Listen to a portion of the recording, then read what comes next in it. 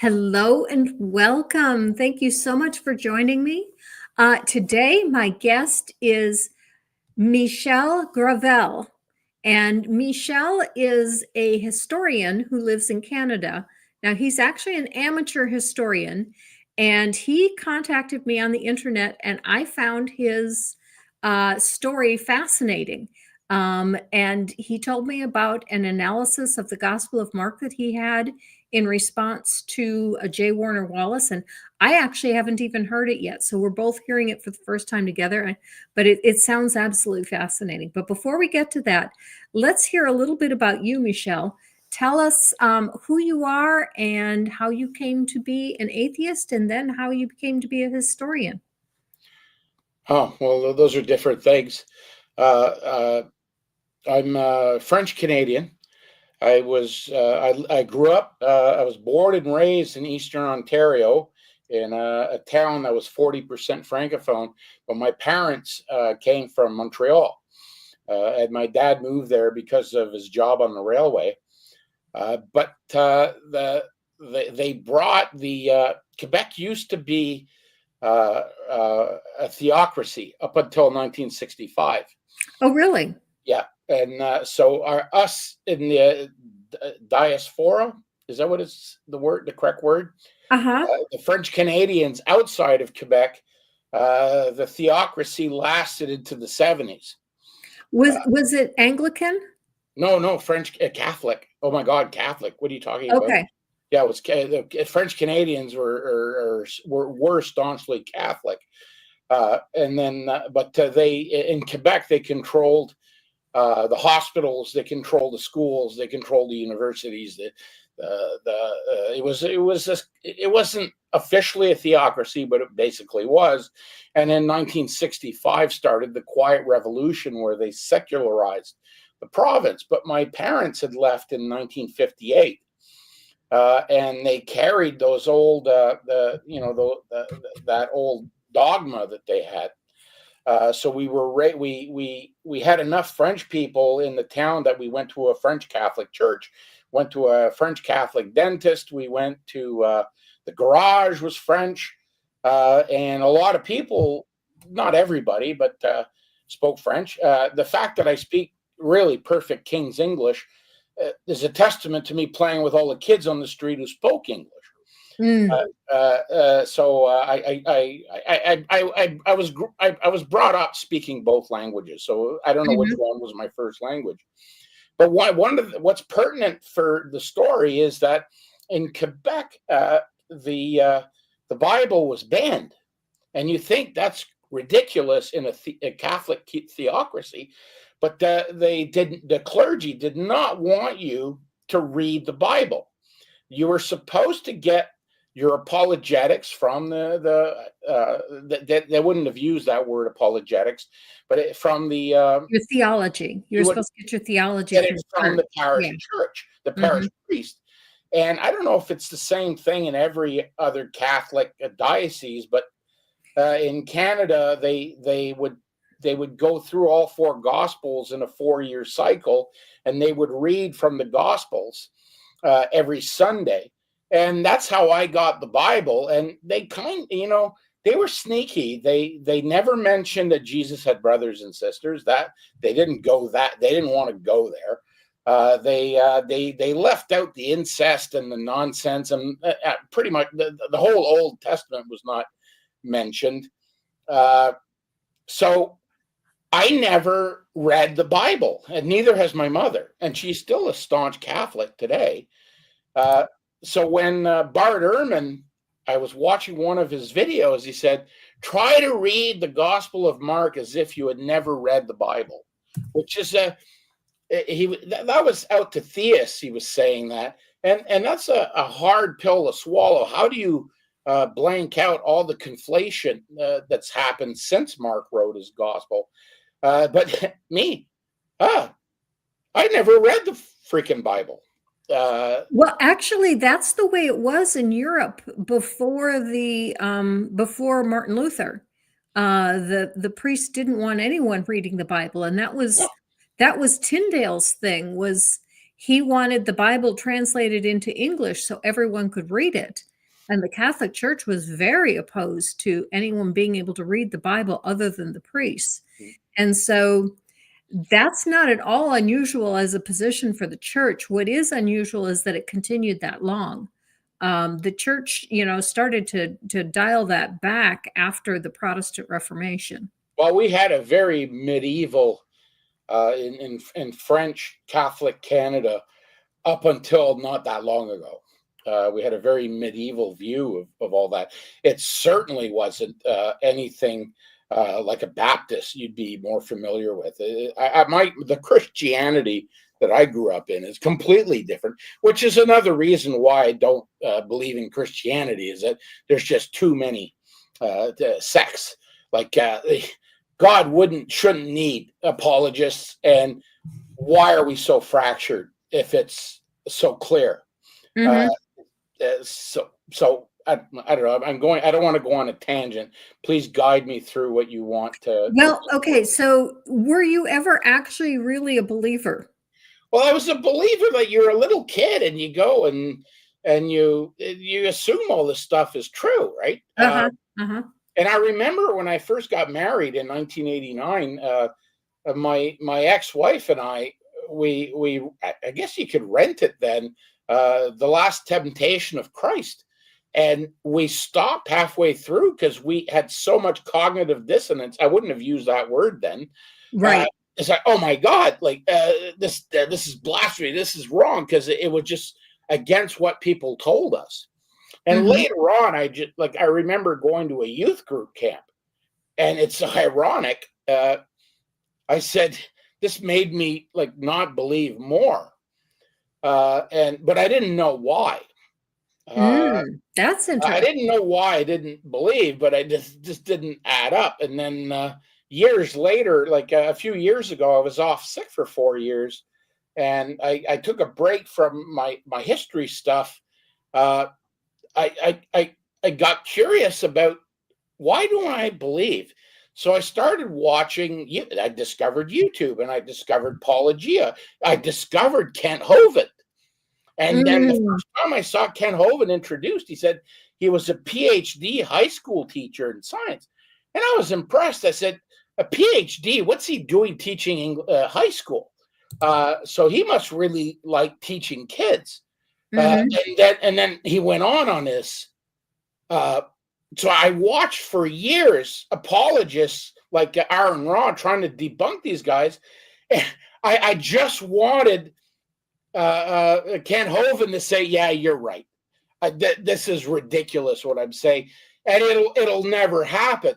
I realized that this is a whole business, and then I got really bored. Just like I used to watch flat Earth debunking stuff, and no, the Earth isn't flat. I don't even want to hear your clever debunk. And now I don't want to hear the clever debunk of Ken Ham anymore. I don't. But then I got into Bart Ehrman and Richard Carrier, and then that piqued my interest, because I've done a lot of work in more modern history, like 100 years ago history, and then all of a sudden, what the dilemmas they were facing, I now could equate it to my own life experience, and that's where I decided that I would take up Bart Ehrman's challenge and read Mark. And I never read the rest of the Bible. I know a lot that what's in the Bible, because I've listened to hundreds of hours of apologists and counter apologists, but I actually sat down and I didn't read it. I cheated. There was this very charismatic stage actor at Westminster Abbey recorded the Gospel of Mark, and I listened to that twice, and then made up my mind about what I thought of the Gospel of Mark, and it solidified my opinion of J Warner Wallace at that point. Okay, so what is it that you saw in the Gospel of Mark, and what varied from what you were hearing from the apologists? Well, I've written 8 books on the First World War. I've 1 in English, 5 in French, two others in French that aren't published. They're because my publisher went out of business. And print books are like going the way of the dodo. By the way, I have to be a Christian apologist to make money printing books. But what was the question? The question was, what did you see in the Gospel of Mark? If I said I actually hired Richard Carrier to bounce what I thought after I read Mark. I said, "This is my impression. Am I wrong or am I this and that?" But I remember reading Mark thinking, "Oh my God, I'm reading it out of context of Christianity." Mm-hmm. I read Mark and I said, "This is fiction or mythology." And I'm not an ancient historian, and I'm not a theologian, but it sounds like there was a purpose to this work, probably theological, but I'm willing to be corrected because I'm not a theologian, but it sounded like it had a lot of theological themes.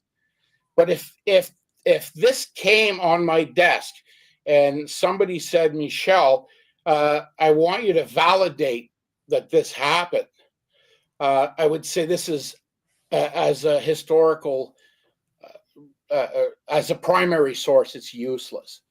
Okay, I'm going to stop you right there and backtrack just a bit, because you do have some credentials as a historian, and I glossed over that to get to the topic, but now it's important. So how did you come to be a historian? Well, I'm for the last 4 years on the railroad. Since 1990, I've been in industrial sales, construction sales, as a consultant and as a designer and a salesman. And I've been with the same company now for 30 years next month. That's what I do for a living.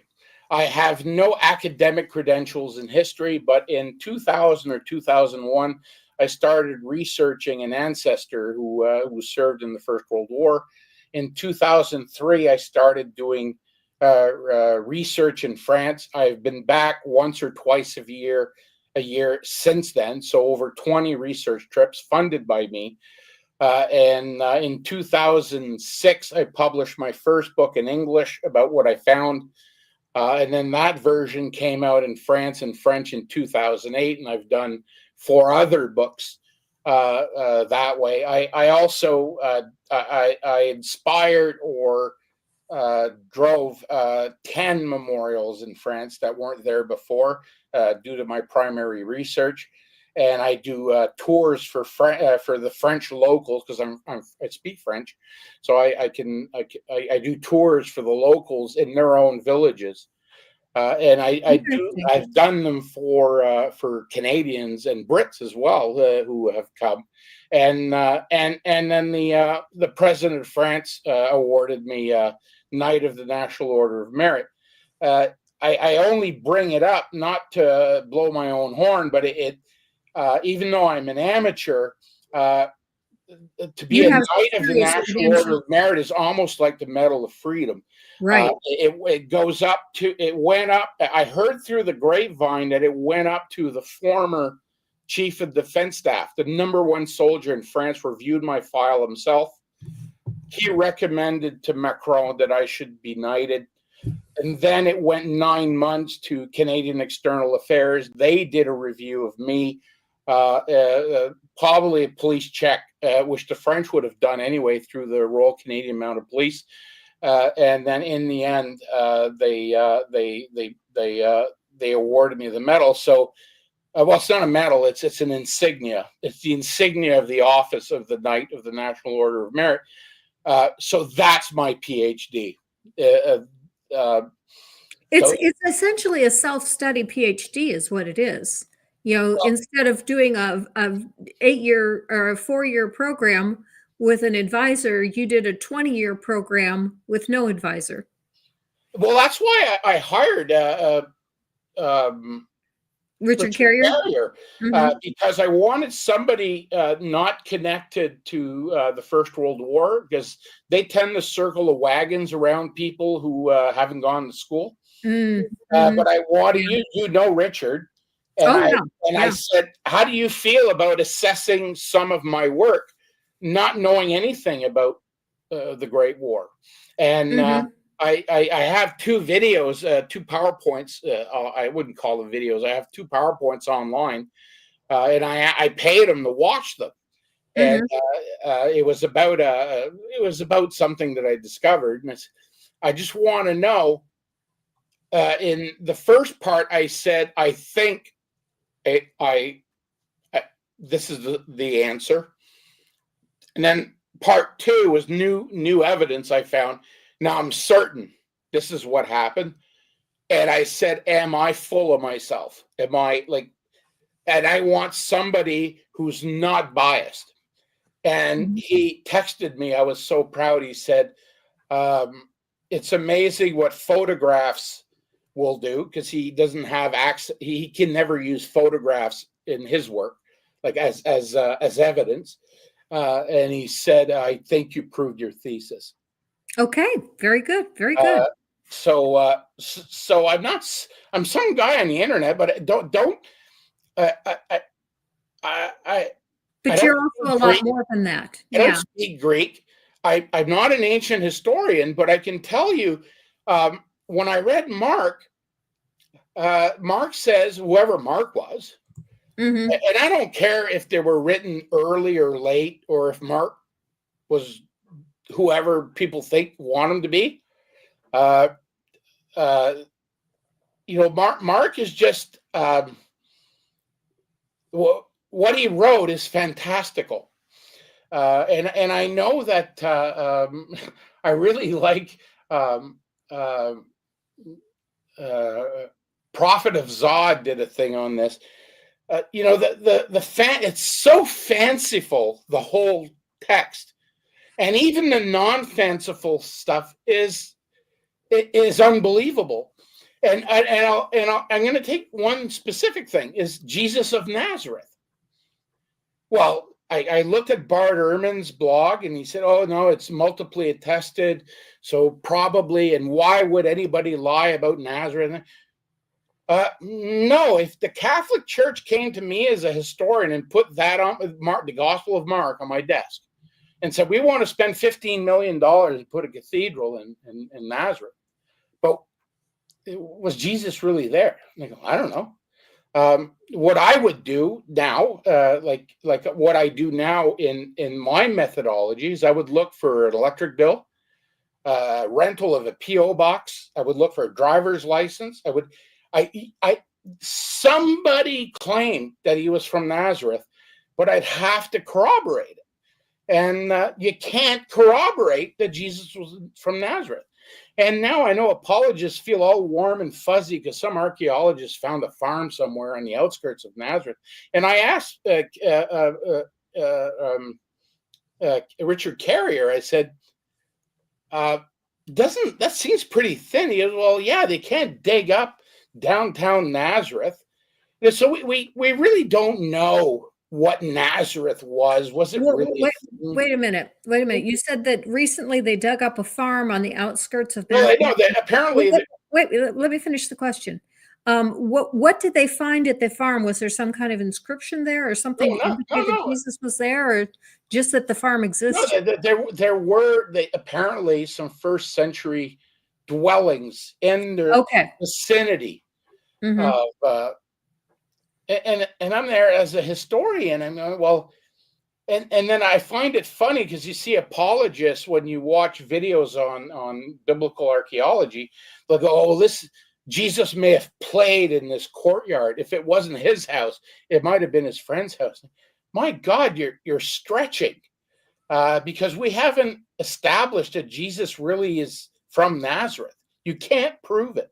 You don't have the electric bill saying that Joseph Christ, had, you know what I mean? Like there's no way to corroborate, because I've done this where I've had a hero who claimed to be from Dublin, and then we spent years researching that he lied about it. He was actually from Hastings, England, and he was in a very Celtic part of Canada that he had emigrated to. He had red hair, so he claimed he was Irish, but we proved that he lied. Mm-hmm. There's the whole issue of Nazarene and Nazareth. There's confusion beside that. So I really I beg to differ with Bart Ehrman that it's a foregone conclusion that Jesus was from Nazareth. We don't know that. We don't. You can't corroborate it. I would want to look for hard evidence. The other thing was everything was. Okay, wait a minute. Evan Sachs says, I mean, first century electric bills, really? And I think you need to clarify that that was more of a metaphor than anything else. Yeah, what I'm saying is you need something to corroborate that he was there. No, it's ridiculous. That's why I say ancient history, you just cannot nail things down, certainly because you don't have electric bills. Mm-hmm. You don't have electric bills. You don't have driver's licenses. You might, maybe we someday we could find a census on a tablet showing that there was a Jesus living there. The people listening have to realize I'm coming at this not as an ancient historian, but as a guy who studies more contemporary history. But I'm trying to give a fresh look at the evidence. Okay. Jesus Tales mentions that Nazareth is not even mentioned in the New Testament outside of the Gospels. And Hellbound Hillbilly asks, how about a bad Yelp review of a cafe that was all out of figs? Is that about the Jesus? That's a joke about cursing the fig tree. So anyway, the other thing that when I read Mark, it's like, you know how long it takes for you in the modern era to build a following on Facebook or not on YouTube? And then when I read Mark, it's like within seconds of him having a dove come down from the heavens, he's got throngs of followers. So, so these estimates of a year or 3 years, like, there's no way of telling how long his ministry was, if there was a ministry. And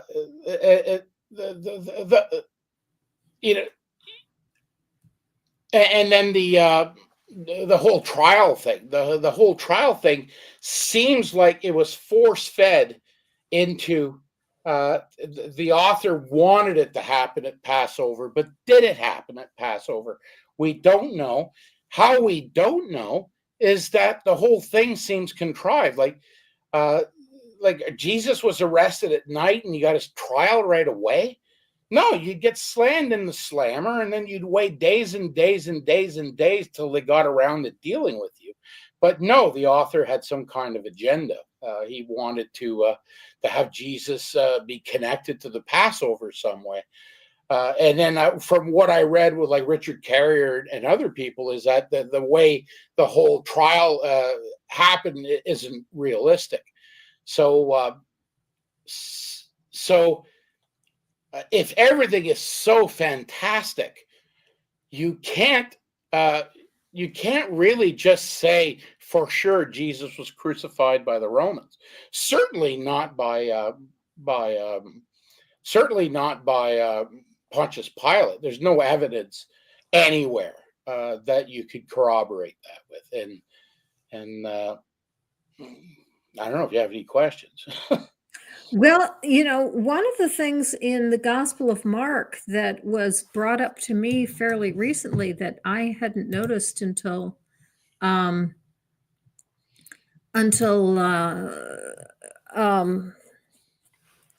like I said, quite recently, was that, I know what it was. It was from reading David Fitzgerald. David Fitzgerald's Jesus Mything in Action brought this up, is that Mark has the Sanhedrin voting unanimously to condemn Jesus.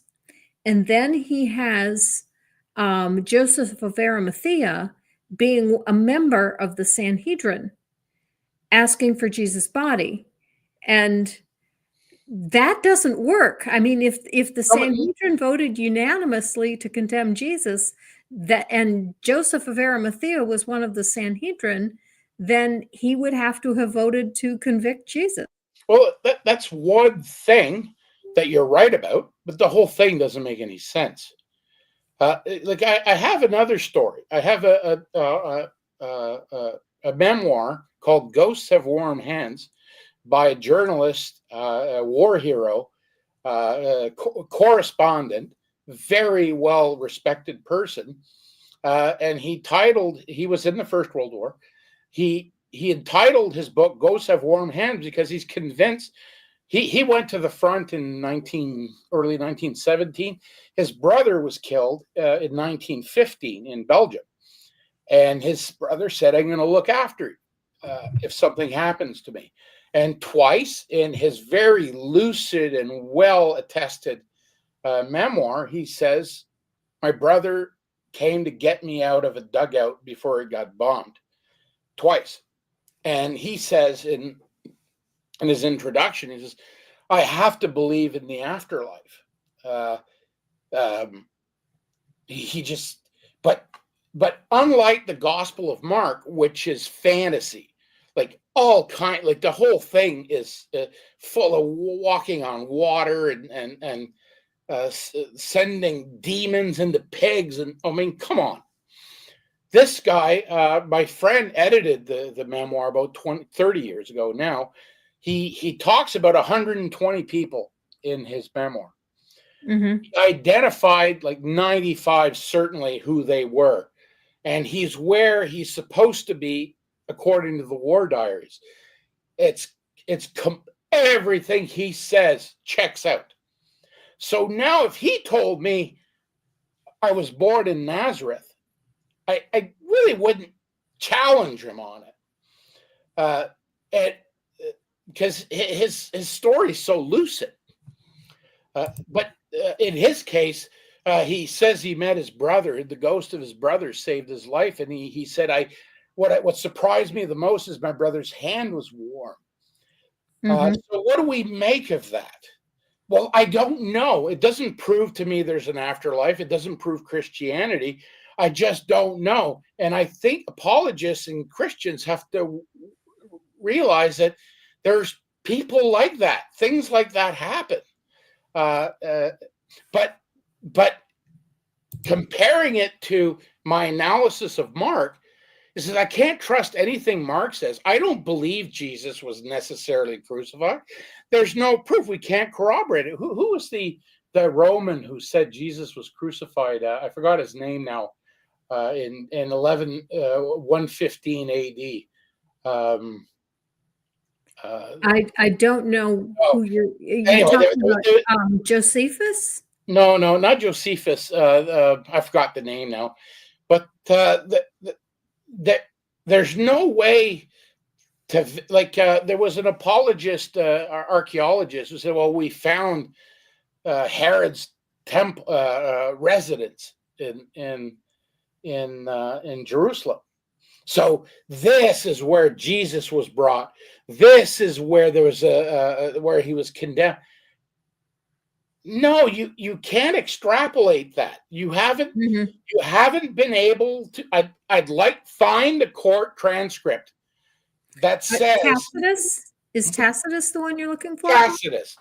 Okay. Tacitus says that this Jesus guy was crucified under Pontius Pilate during the reign of Tiberius. If he'd have said, "Oh, Jesus was crucified by Pontius Pilate in the reign of Tiberius, but I verified the files that it happened in the fall," then I would believe that he actually researched what he said. But I don't think apologists or even ancient historians have never done serious archival research. How would Tacitus be able to verify a Jesus. There's millions of Jesuses. There's probably thousands of Jesuses that have been crucified. That he got the right Jesus in the 10-year span that Pontius Pilate was there. How could he have possibly verified the story of Jesus being crucified? No, he was repeating what was in the gospel. And had he exactly, I don't know. I don't think you're looking at the comments that I'm putting up on the screen, but that's exactly the comment that I have on the screen at the moment from Jesus Tales. Tacitus is repeating the beliefs of Christians. Okay, well, then he agrees with me. Do you see it on the screen? But yeah, I see it. But okay. what I'm adding to it is that what I found with apologists is they'll say, "Oh, he was a serious historian." You can be have the best reputation on the planet, but if you don't have an indexed archive available, like there was no laptop set up at the library in wherever he was in Asia Minor to look up this stuff. There's no way. I don't. Anyway, whatever. Maybe you should ask me a question because I'm rambling on. Yeah, I did have a question for you at this point, which is, what specifically that J Warner Wallace said do you take issue with? Oh, I think J Warner Wallace, through the work of other people, have shown that they're less. His operation is less than transparent. Do not. I'm a skeptic. Mm-hmm. And I do not I read Mark, mm-hmm. and he says he read Mark. Mm-hmm. He saw eyewitness testimony. My best friend's a cop. I'm a critical historian. I read that and I go, how could an intelligent guy like J Warner Wallace, who's a policeman, and he was claiming he was a cold case veteran investigator when he did this, but other people will judge on that. How could you think Mark is an eyewitness account?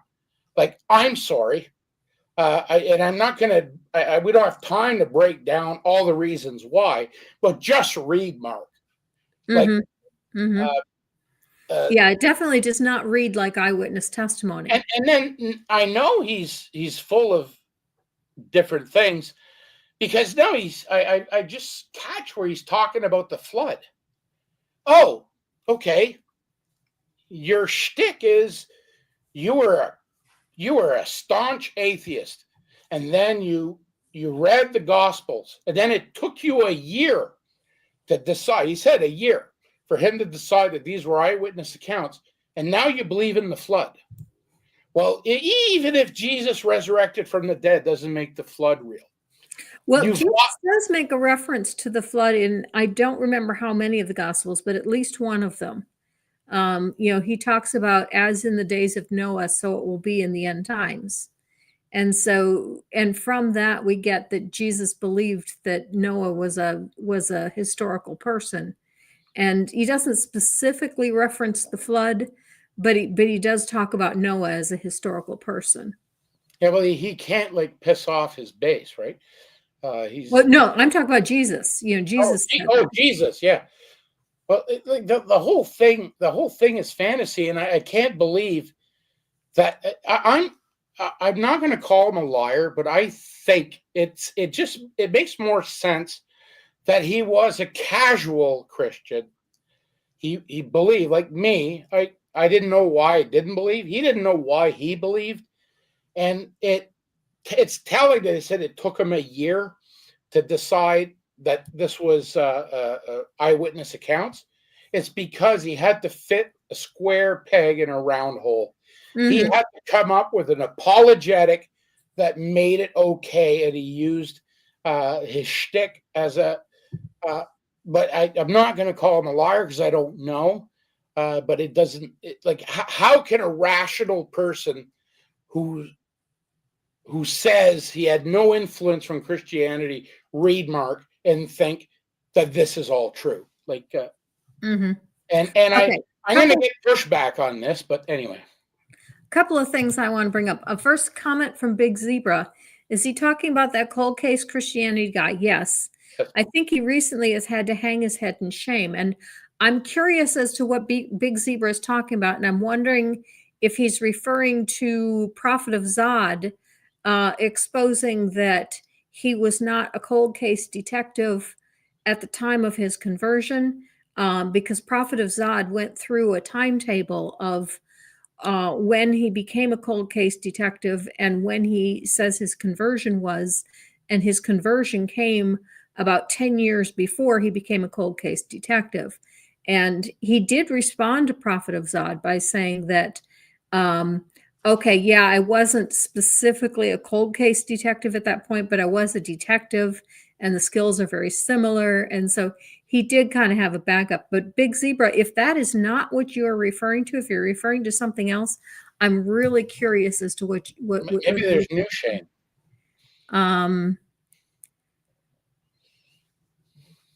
Okay, Big Zebra says that sounds about right. Prophet of Zod, my memory is faulty. Yes. Ready? Can I also exposed a couple of things that he did, and the things that I exposed were a little bit more minor. One was he did this big talk about how when you evaluate the Gospels, that it follows all of the jury instructions for how you determine the weight to give to evidence.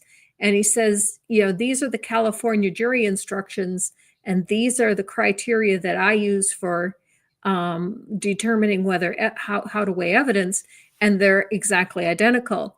And so I went and looked up the California jury instructions, and what he had on his slide as being the California jury instructions were not, in fact, the California jury instructions. So maybe he is a liar. I don't know.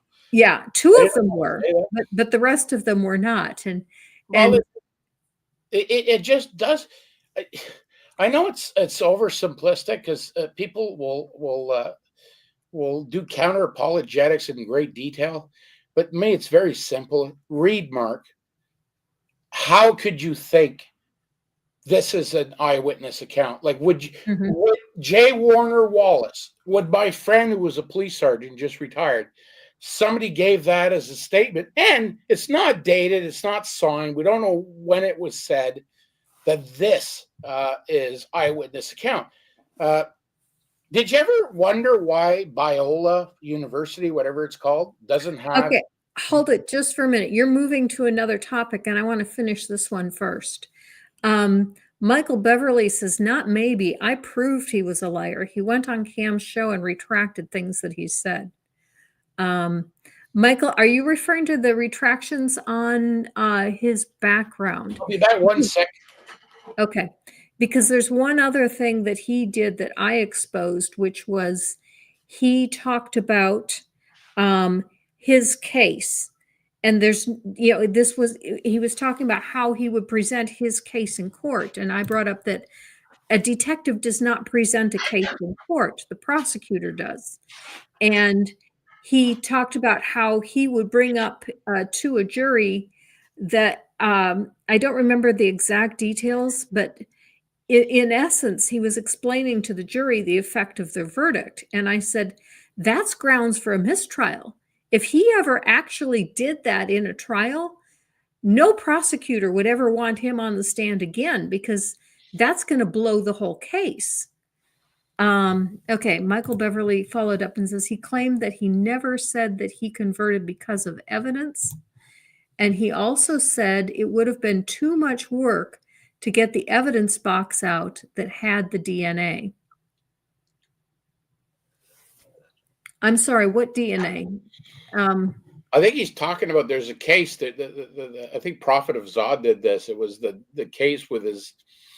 Oh, the case that he said, the 20-year-old case. And why didn't he go get the DNA or something? I don't know anything about that. But yeah, I'm not here to slam J Warner Wallace. I'm just here to say I don't understand how that intelligent, charismatic guy was really an atheist and actually thought the Gospel of Mark was an eyewitness account. I don't understand.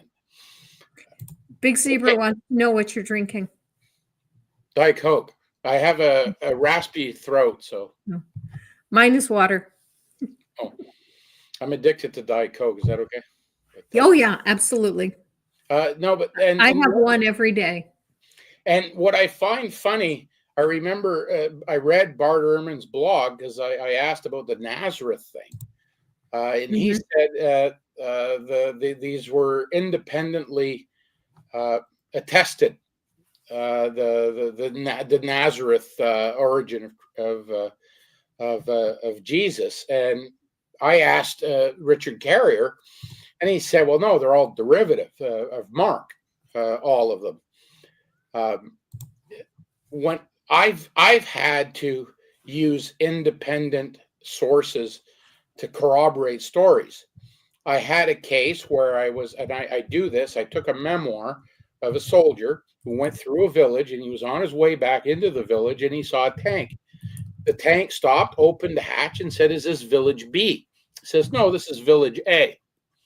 Village B is 1.6 kilometers, 1 mile that way, and he could see it. So I went to the spot. There's only one spot in the road where you see the village.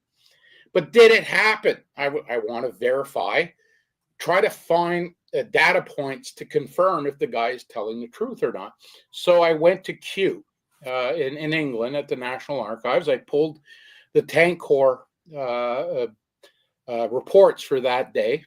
What do you mean you went to Kew? I went online to Kew. Kew is the National Archives in England. Oh, okay. I had to pull this was a Canadian soldier making a claim.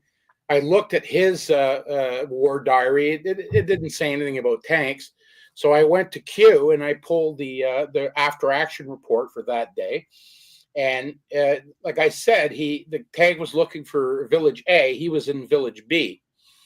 All the tanks that were going to village B never made it. They were destroyed or went had problems. They never got into the village. But a tank for village A got lost and went into village B, and then suddenly made a left turn to the correct village, which corroborates the story. Like it would be there was one tank, only one, so we can't be mistaken. He was lost. He was looking for the next village over, and I have a memoir of a soldier saying, "This tank commander asked me for the directions to the next village over." Had to have been that. That's independent corroboration, multiple attestation. But evangelists and what do you call them? Apologists. Apologists don't understand what a true multiply attested fact is. And I'm sorry, with ancient history, you don't have the luxury I have of finding this much documentation. So to now convince me that Jesus rose from the dead, I'm not even 100% sure that he was even crucified. I don't even know when he was crucified. I don't know. I don't even know, if he was crucified. Well, was he crucified? Maybe Richard Carrier, maybe it was a celestial thing, because unfortunately, people poo-poo Richard Carrier without reading his book. It may be until you can find the transcript that shows Jesus had a trial and that he was crucified. I'm not convinced he was crucified. And now imagine the pushback I'm going to get from that. Oh, I don't think you will. There are definitely some people in my audience that are not mythicists, but there are definitely some that are. I recently switched myself after reading David Fitzgerald. I think there's just too much evidence that I should say there's just not enough evidence that Jesus ever even existed. And for Jesus to be the greatest person that ever lived and have so little evidence of his existence is just overwhelming. The argument that he made, that David Fitzgerald made, that I found the most persuasive and I don't recall the name of the historian, but there was a historian that was a friend of Pilate and would have been he says would have been in Jerusalem around the time of Jesus' crucifixion. And he was someone who studied itinerant preachers, and he wrote about itinerant preachers of the day. And yet he wrote nothing of Jesus. And if Pilate had really crucified an itinerant preacher and had, conducted a trial, he would have been asking Pilate about Jesus, and he would have written about him. And yet there's nothing about him, which calls into question whether there really ever was such a trial with Pilate. Even if it is based on something, did he have all those throngs of followers because he took over John the Baptist's ministry? We don't know. We don't like it. It's so, the only thing I found remotely believable in the Gospel of Mark is that his family, which negates the virgin birth and negates all kinds of stuff. In Mark, he's got a family in Nazareth, and they think he's full of crap. And that's the only believable part that I found in the Gospel of Mark. So maybe there was a guy, but there's no way we can know anything about him. And I'll take Bart Ehrman. Mark doesn't have a virgin birth story. It doesn't have. I know, but he's got his mother and his brothers and sisters. Doesn't sound. This sounds like a very normal nuclear family. This whole virgin thing came after. True, but that Mary remained a perpetual virgin is a Catholic tradition. In the Protestant tradition, Jesus had brothers and sisters that came after him, that Mary was simply a virgin up until Jesus was born. Going back to Bart Ehrman's challenge, read Mark as if you didn't know anything else. Mm-hmm. I read Mark, and I don't see a virgin birth in there. Just a normal woman with some kids. Like Bart Ehrman said, just read Mark like Mark is the only thing you've ever read about the Bible. And when you read Mark, you go, well, Jesus had brothers and sisters, apparently. Anyway, I hope I don't burst anybody's bubble or anything, but. Well, another thing that I found recently, just in not the most recent video I wrote, but the one before that, I brought up a mythicist position, and I found that Richard Carrier has a list of 93 PhDs with 93 scholars with a relevant PhD who are mythicists. Oh. And so it definitely is. It is definitely growing among the scholarly community. We only have a few minutes. Let me tell you this. Do you want to hear the story of the angel of Mons? It's so incredible. Sure. In 1914, the British were retreating from Mons in Belgium. And then there was, among Great War historians and in Britain to the wider public, a myth that the British were falling back, and then apparently an angel appeared on the battlefield, and then it was British medieval longbowmen took up the fight and helped the British to be able to escape. And it was called the myth of the Angel of Mons. And I don't study 1914 at all. So I've heard it because I'm in Great War circles. Yeah, there was this myth about this. And you kind of wonder, like, what does that stem from? And then for Apologia, I looked into it because I sent him a message about this. And if you don't dig deep, it's just this myth. It sounds Christian, eh? Like he appeared. He appeared to Paul. Doesn't that sound like the same thing? Oh, he appeared to the 500. Well, there was like 30,000 guys here that say they saw this. Oh, so are we supposed to believe this? You know what it was? This guy, a journalist, wrote in a magazine in England, and he wanted to do a patriotic story. So he made up the story after the retreat from Mons of how these British icons, the longbowmen from Agincourt, came to save them. But then they made a mistake. They didn't put it in the fiction section.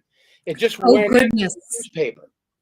Oh, goodness gracious. So that started a furor, but then there was a parson in some obscure parish in England wanted the story to be true so bad. He went on and on and on and on about it.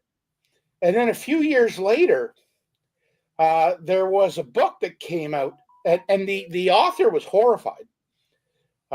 Where's my notes? Okay, the author was horrified. And in the introduction to a book called The Bowmen and Other Legends of the War, so this was in the post-war period, he wrote in the introduction, he was asked to write in the preface. Listen to this.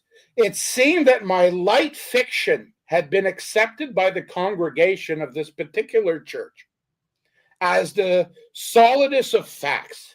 Listen carefully.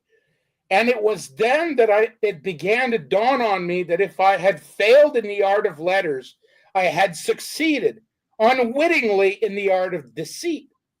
This happened, I should think, sometime in April, and the snowball of rumor that was then set rolling has been rolling ever since, growing bigger and bigger, till it is now swollen to a monstrous size. Mm-hmm. Imagine if we found the equivalent text of Mark saying the same thing. I was writing this theological paper and people thought it was true. Oh my God. So don't tell me that when they say, if the witnesses were alive, they would have been able to stop Mark from saying his lies. Right. Well, this guy had a lot more ability to communicate. He was a journalist. He had access to the media, and he wasn't able to quell the legend. So doesn't that sound like maybe it's an alternative to the resurrection? Maybe there's a document somewhere of a guy saying, well, it was hyperbole. I was trying to, it's not, because I always say they're either lying, mistaken, or it's true. No, there's this option. There's a guy who, so I'm sorry, Gary Habermas, you can write 5,000 pages all you want. I don't believe Jesus rose from the dead. And J Warner Wallace, I don't know what you're smoking. I'd like to know what his motivation is. I can tell you exactly what his motivation is. Finances. He's made a ton of money off of this. Because it's such a shtick. Because he's not been transparent. He never corrected anything.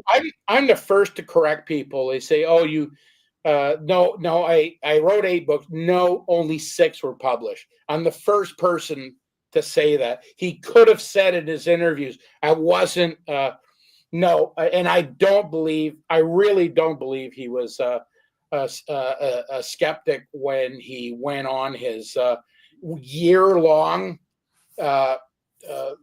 study to prove the Gospels were eyewitness accounts. I don't believe it.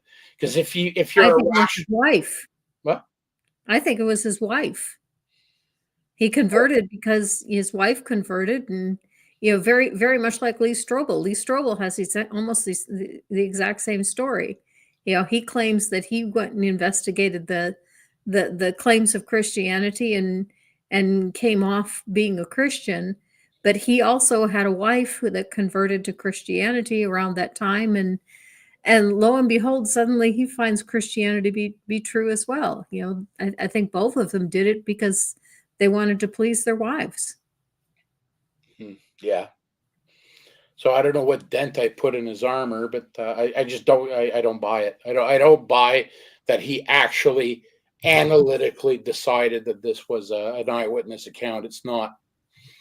I would throw it in the garbage. It went on my desk as a Great War document. I would say, well, I can't do anything with this.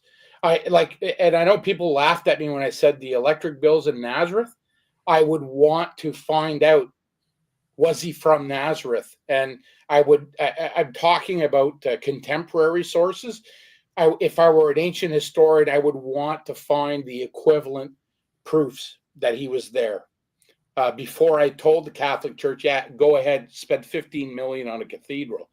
I don't think he was from Nazareth. I don't know if he was from Nazareth. I don't even know if he existed. He might have. Jesus might have existed. I don't think we can tell much from the Gospels as to what he was like. And I don't believe we know what he said. When William Lane Craig says, "Oh, Jesus said this," you don't know that. No, we don't. We can't possibly know that. Okay. Jesus Tales brings up a very good point. Strobel was a Christian doubter, but never an atheist, as far as I can tell. And I agree. When you read what Strobel says about himself as an atheist, he never really was an atheist. He simply wasn't a believer. And I think the same can be said of Wallace as well. I don't think he was ever really an atheist. It's almost Christian. impossible. He just didn't It's believe it. almost impossible that a skeptic, a real skeptic, like he says he was a confirmed skeptic. I don't know what he said. And then read Mark, and you're a policeman.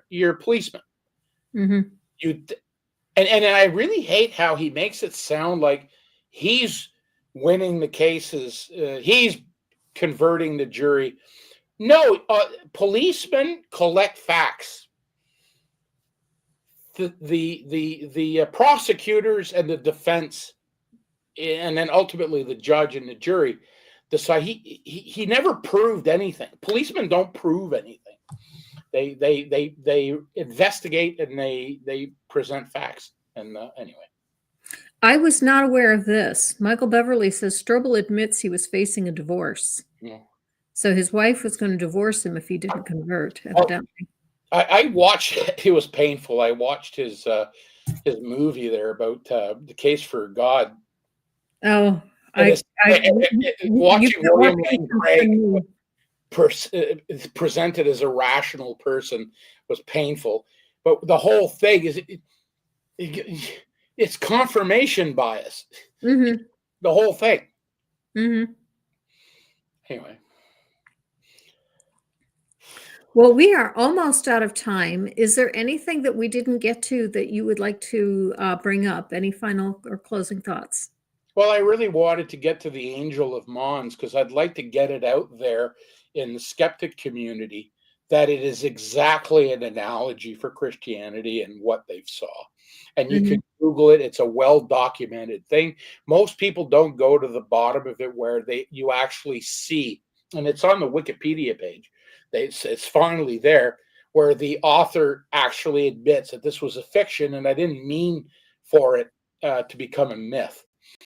So this could have happened in the first century. Like this could have happened easily. So before you start saying, "Oh, we have the data, Jesus raised from the dead and everything else," no, you don't have enough evidence for that.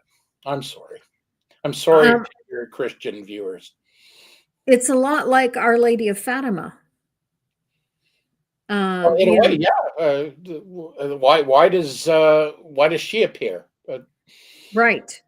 And supposedly, 3 children, said she was going to appear and make the sun dance, and like 70,000 people gathered, and there were journalists among them, and there were some people who said they saw the sun dancing, but not everyone. And I tested a memoir, Ghosts Have Warm Hands. I went to the spot where it happened, and a very rational, lucid hero. Everything he says checks out, except at 2 points he said, my brother pulled me out of a dugout before a shell landed and saved my life. And I asked Richard Carrier, I paid for him for his opinion. I said, what would you do with that? And he said, I don't know. I think I remember. I hope I'm not misrepresenting him. Is just the guy will never know. We'll never know Right. what it was. But contrary to Mark is fully fantasy. So I don't even trust the fact that he was born in Nazareth, which is like, that puts me way on the fringe, right? I don't even trust that. Whereas this other guy, at least everything else I checked out, and my friend checked all the names. He says he talked to Bill Ludlam here. Well, there's Bill Ludlam, and yes, he was killed that day 90 times. So the guy, we can verify that he's not full of CRAP. But he says twice that his brother saved his life. What do we do with that, godless granny? What do we do with people who say stuff like that, who are rational and lucid? We don't know. I don't think his brother saved them. I don't think it happened. Just like I don't think it happened either, but I think something happened. I think he probably had some kind of an intuition that something was going to happen. And in order for his mind to justify him getting out of the trench, it conjured up this image for him of this ghost telling him. His brother did say, "I got to look after you if I'm gone." Well, that just gives a reason for why he saw his brother as the apparition that called to him, as opposed to a dog or a horse or his mother or whatever. Those words would be in the back of his mind, and I think that's I'm why glad I he had this talk. that. I get out of this is, you're right. I never thought of that. It just came to me. Why would it not be his mother? Right. It was his brother. His brother told him he would look after him. Right. So there's a confirmation bias there. Exactly. Yeah. That's what he would expect to see his brother, and that's what he saw. Yeah. Yeah. Well, we are out of time, and I thank you very much, Michel, for your time and for coming and telling us some of your thoughts and ideas. Thank you. And next week, the guest will be Teresa Linzel, and that should be a good conversation as well. Thank you to all of you in the chat for your comments and questions. You've really added to the discussion, and thank you so much for coming. Live your life. Oops, I forgot to. There we go. There we go. Is it done?